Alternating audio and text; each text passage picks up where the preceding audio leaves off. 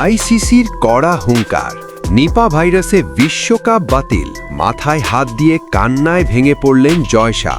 দর্শক, ক্রিকেট বিশ্বে নেমে এসেছে চরম আতঙ্ক। মাত্র কয়েক সপ্তাহের ব্যবধানে এমন এক সংকট তৈরি হয়েছে যার ফলে পুরো টি-20 বিশ্বকাপই বাতিল হয়ে যেতে পারে। কারণ একটাই, নিপা ভাইরাস।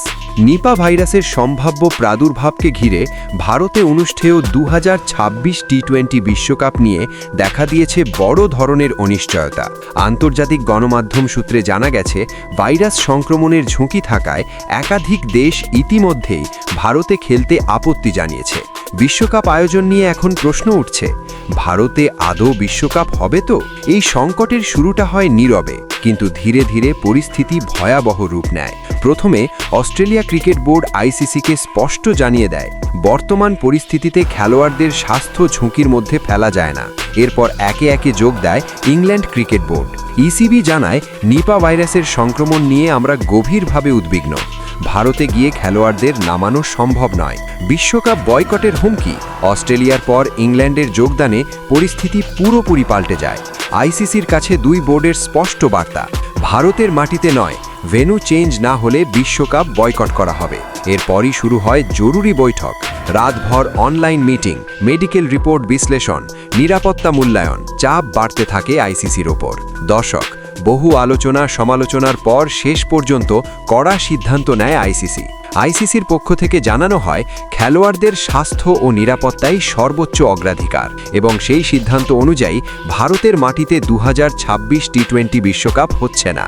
নতুন ভেন্যু শ্রীলঙ্কা। আইসিসির নির্দেশেই চূড়ান্ত ঘোষণা আসে, পুরো টি-20 বিশ্বকাপ অনুষ্ঠিত হবে শ্রীলঙ্কায়। কলম্বো, ক্যান্ডি ও গল, এই তিন ভেন্যুতেই আয়োজন করা হবে সব ম্যাচ। বিশ্ব ক্রিকেটে এটাই এখন সবচেয়ে বড় ব্রেকিং নিউজ। এই সিদ্ধান্তের খবর ছড়িয়ে পড়তেই ভারতীয় ক্রিকেট বোর্ডে নেমে আসে শোকের ছায়া। বিশেষ সূত্র জানায়, বিসিসিআই প্রধান জয় শাহ খবরটি শোনার পর মাথায় হাত দিয়ে বসে পড়েন। ঘনিষ্ঠ মহলে তিনি বলেন, এত বড় একটা টুর্নামেন্ট ভারত থেকে সরে যাবে, এটা ভাবতেও পারিনি। কেউ কেউ দাবি করছেন, জয় শাহ আবেগ ধরে রাখতে না পেরে কেঁদে ফেলেন। বড় আর্থিক ক্ষতির আশঙ্কা। বিশেষজ্ঞদের মতে, ভারতে বিশ্বকাপ না হওয়ায় বিসিসিআই এর সম্ভাব্য ক্ষতি হাজার হাজার কোটি রুপি। সম্প্রচার সত্ত্ব, স্পন্সরশিপ, স্টেডিয়াম রাজস্ব, ট্যুরিজম ইনকাম, সব কিছুতেই বিশাল ধাক্কা। ক্রিকেট বিশ্ব এখন স্তব্ধ। একদিকে নিপা ভাইরাসের আতঙ্ক, বড় দলগুলোর বয়কট হুমকি, ভেন্যু পরিবর্তন, ভারত হাতছাড়া বিশ্বকাপ। অন্যদিকে আইসিসির ইতিহাসে সবচেয়ে কঠিন সিদ্ধান্ত।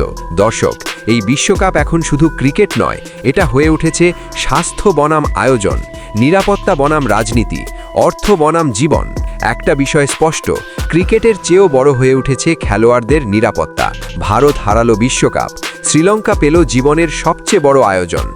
আর পুরো ক্রিকেট বিশ্ব এখন একটাই প্রশ্ন করছে, এই বিশ্বকাপ কি আদৌ শান্তিতে শেষ হবে? সময়ই দেবে তার উত্তর।